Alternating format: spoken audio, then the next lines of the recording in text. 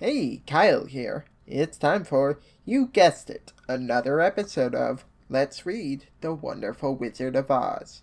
Let's dive into chapters 5 and 6. Chapter 5, The Rescue of the Tin Woodman. When Dorothy awoke, the sun was shining through the trees, and Toto had long been out chasing birds around him and squirrels. She sat up and looked around her.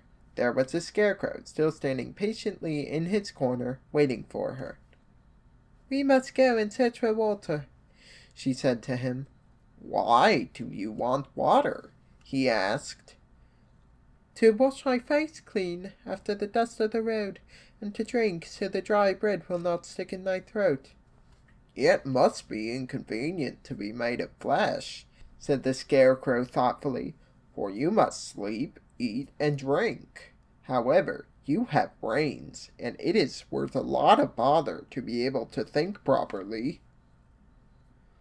They left the cottage and walked through the trees until they found a little spring of clear water, where Dorothy drank and bathed and ate her breakfast. She saw there was not much bread left in the basket, and the girl was thankful the Scarecrow did not have to eat anything, for there was scarcely enough for herself and Toto for the day. When she had finished her meal, and was about to go back to the road of yellow brick, she was startled to hear a deep groan nearby. "What was that?" she asked timidly. "I cannot imagine," replied the Scarecrow, "but we can go and see." Just then another groan reached their ears, and the sound seemed to come from behind them. They turned and walked through the forest a few steps, when Dorothy discovered something shining in a ray of sunshine that fell between the trees. She ran to the place and then stopped short with a little cry of surprise. One of the big trees had been partly chopped through, and standing beside it with an uplifted axe in his hands was a man made entirely of tin. His head and arms and legs were jointed upon his body, but he stood perfectly motionless, as if he could not stir at all. Dorothy looked at him in amazement, and so did the Scarecrow, while Toto barked sharply and made a snap at the tin legs, which hurt his teeth. "Did you groan?" asked Dorothy. "Yes," answered the Tin Man. "I did. I've been groaning for more than a year, and no one has ever heard me before or come to help me." "What can I do for you?"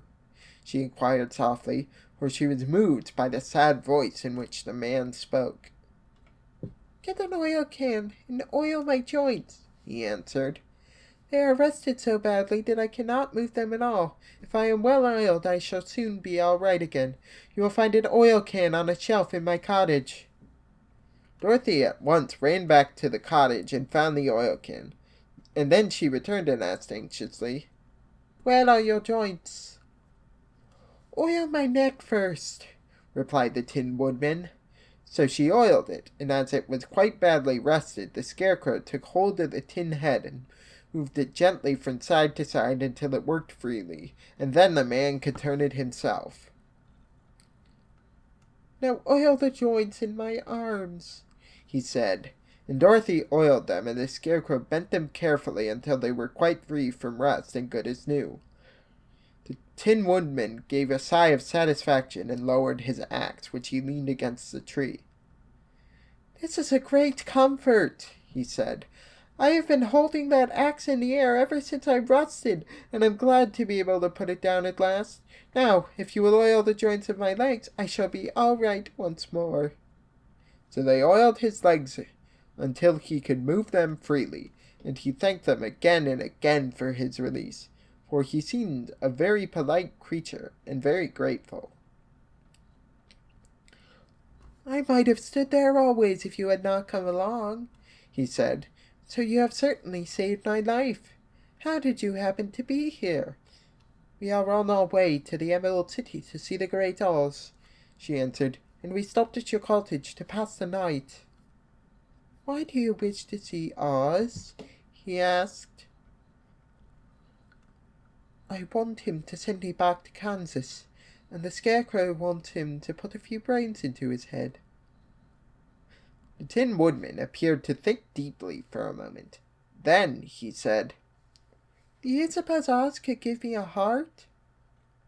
"Why, I guess so," Dorothy answered. "It would be as easy as to give the Scarecrow brains." "True," the Tin Woodman returned. "So, if you will allow me to join your party, I will also go to the Emerald City and ask Oz to help me." "Come along," said the Scarecrow heartily, and Dorothy added that she would be pleased to have his company. So the Tin Woodman shouldered his axe, and they all passed through the forest until they came to the road that was paved with yellow brick. The Tin Woodman had asked Dorothy to put the oil can in her basket. "For," he said, "if I should get caught in the rain and rust again, I would need the oil can badly." It was a bit of good luck to have their new comrade join the party, for soon after they had begun their journey, again they came to a place where the trees and branches grew so thick over the road that the travelers could not pass. But the Tin Woodman set to work with his axe and chopped so well that soon he cleared a passage for the entire party. Dorothy was thinking so earnestly as they walked along that she did not notice when the Scarecrow stumbled into a hole and rolled over to the side of the road. Indeed, he was obliged to call to her to help him up again. "Why didn't you walk around the hole?" asked the Tin Woodman. "I don't know enough," replied the Scarecrow cheerfully. "My head is stuffed with straw, you know, and that is why I am going to Oz to ask him for some brains." "Oh, I see," said the Tin Woodman. "But after all, brains are not the best things in the world." "Have you any?" inquired the Scarecrow. "No, my head is quite empty," answered the Woodman. "But once I had brains, and a heart also, so having tried them both, I should much rather have a heart." "And why is that?" asked the Scarecrow. "I will tell you my story, and then you will know." So, while they were walking through the forest, the Tin Woodman told the following story. "I was born the son of a woodman, who chopped down trees in the forest and sold the wood for a living. When I grew up, I too became a wood chopper, and after my father died, I took care of my old mother as long as she lived.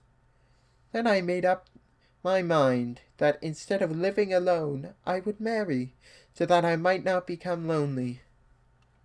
There was one of the Munchkin girls who was so beautiful that I soon grew to love her with all my heart. She, on her part, promised to marry me as soon as I could earn enough money to build a better house for her, so I set to work harder than ever. But the girl lived with an old woman, who did not want her to marry anyone, for she was so lazy she wished the girl to remain with her and do the cooking and the housework. So the old woman went to the Wicked Witch of the East, and promised her 2 sheep and a cow if she would prevent the marriage.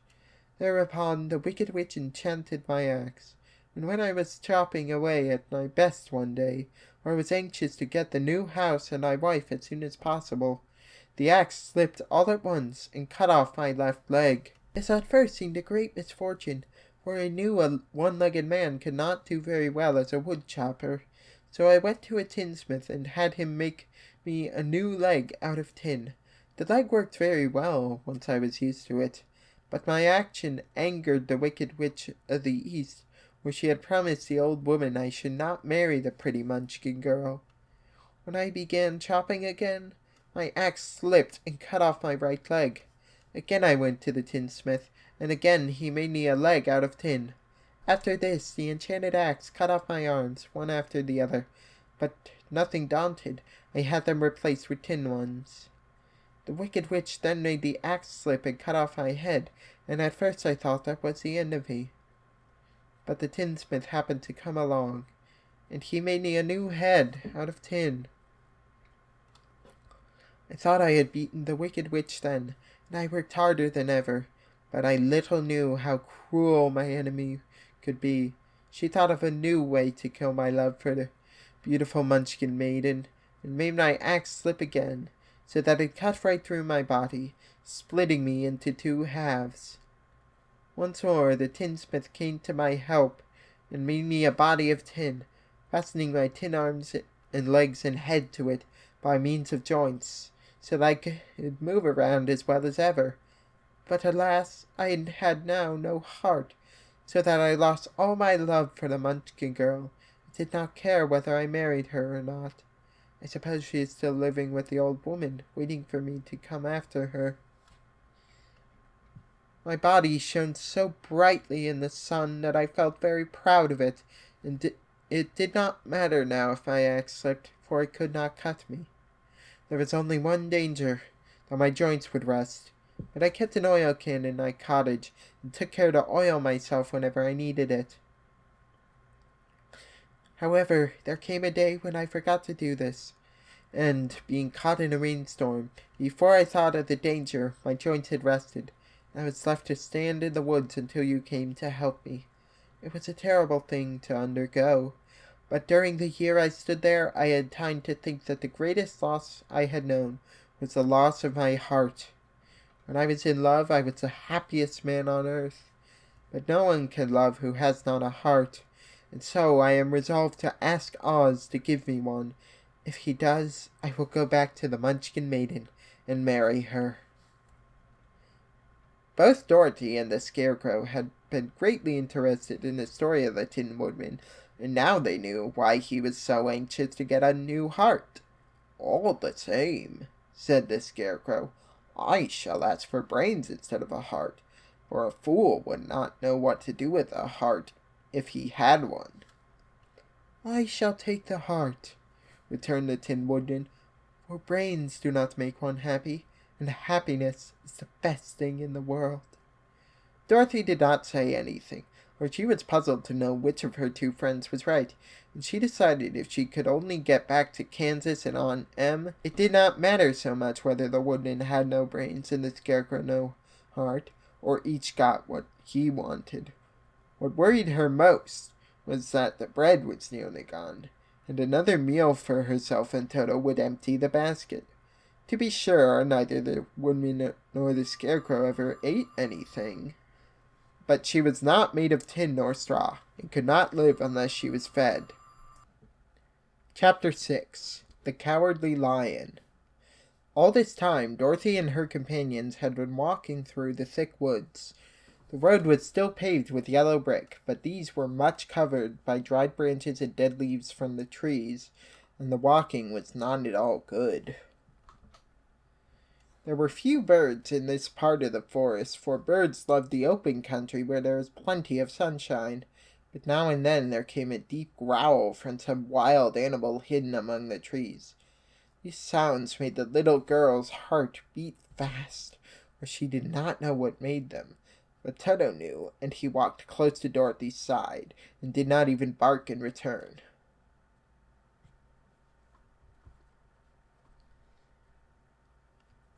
"How long will it be," the child asked of the Tin Woodman, "before we are out of the forest?" "I cannot tell," was the answer, "for I have never been to the Emerald City. But my father went there once when I was a boy, and he said it was a long journey through a dangerous country.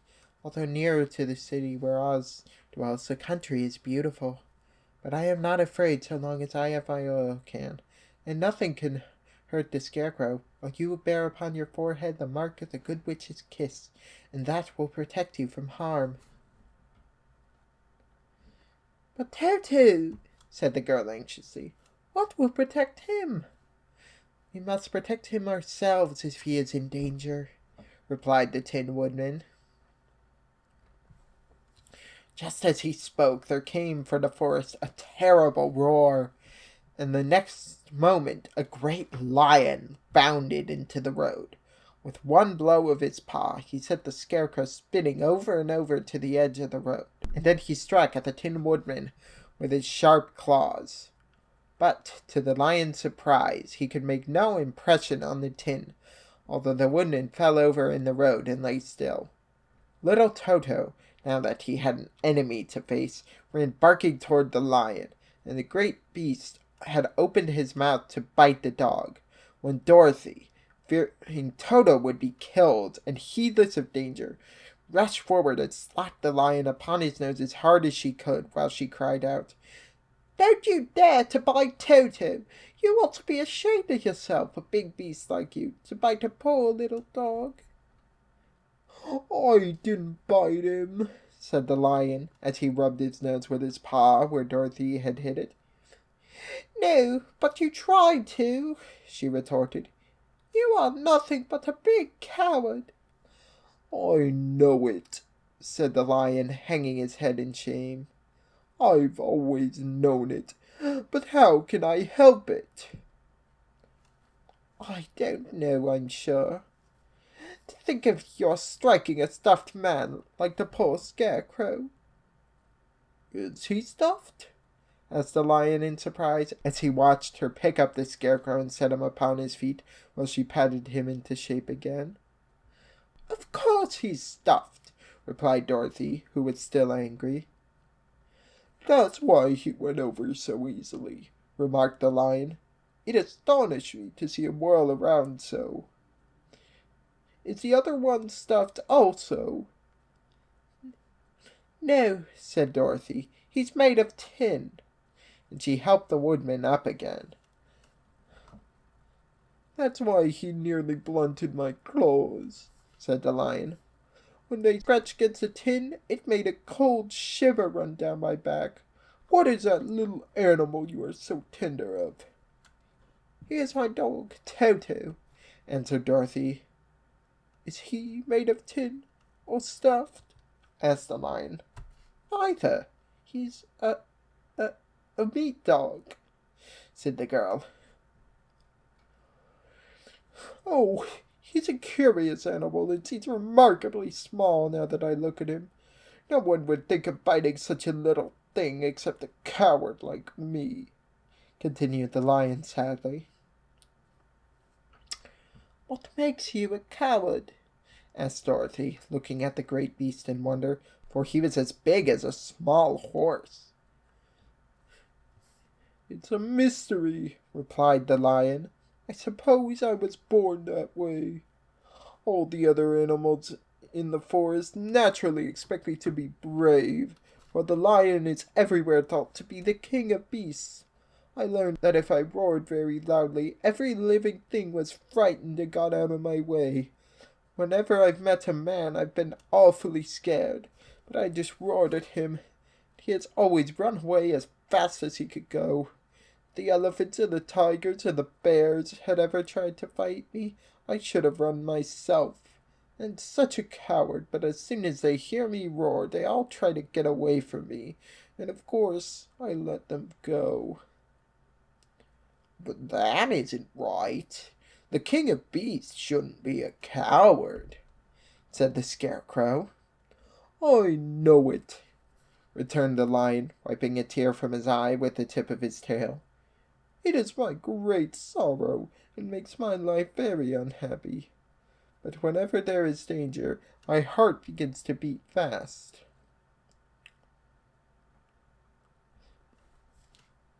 "Perhaps you have heart disease," said the Tin Woodman. "It may be." "If you have," continued the Tin Woodman, "you ought to be glad, for it proves you have a heart. For my part, I have no heart, so I cannot have heart disease." "Perhaps," said the lion thoughtfully, "if I had no heart, I should not be a coward." "Have you brains?" asked the scarecrow. "I suppose so. I've never looked to see," replied the lion.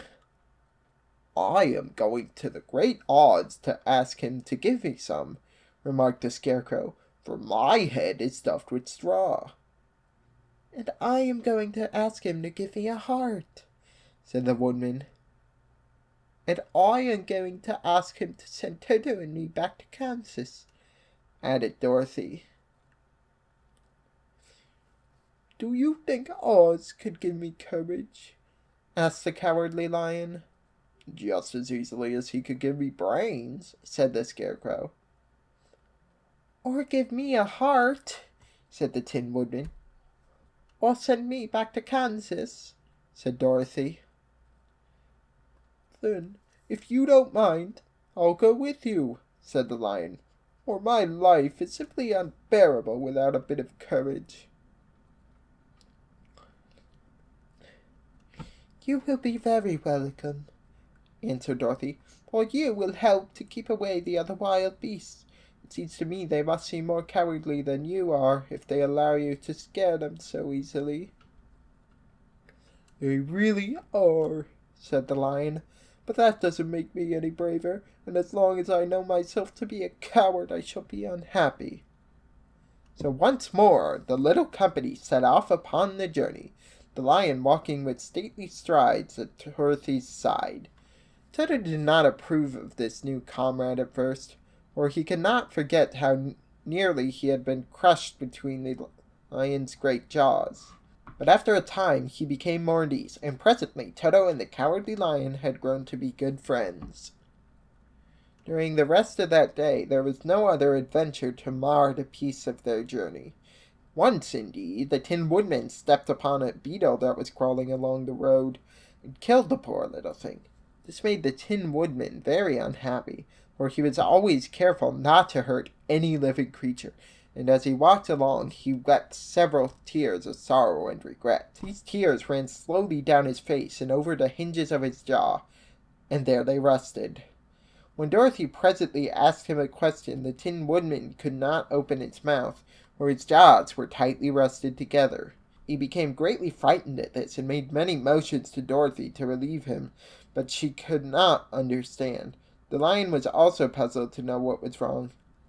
But the Scarecrow seized the oil can from Dorothy's basket and oiled the Woodman's jaws, so that after a few moments he could talk as well as before. "This will serve me a lesson," said he, "to look where I step. Or if I should kill another bug or beetle, I should surely cry again, and crying rests my jaws so that I cannot speak." Thereafter he walked very carefully, with his eyes on the road, and when he saw a tiny ant toiling by, he would step over it so as not to harm it. The Tin Woodman knew very well he had no heart, and therefore he took great care never to be cruel or unkind to anything. "You people with hearts," he said, "have something to guide you, and need never do wrong. But I have no heart, and so I must be very careful. When Oz gives me a heart, of course, I needn't mind so much." That's all for now. Be sure to smash that like button, ring that bell, and subscribe. Kyle signing off.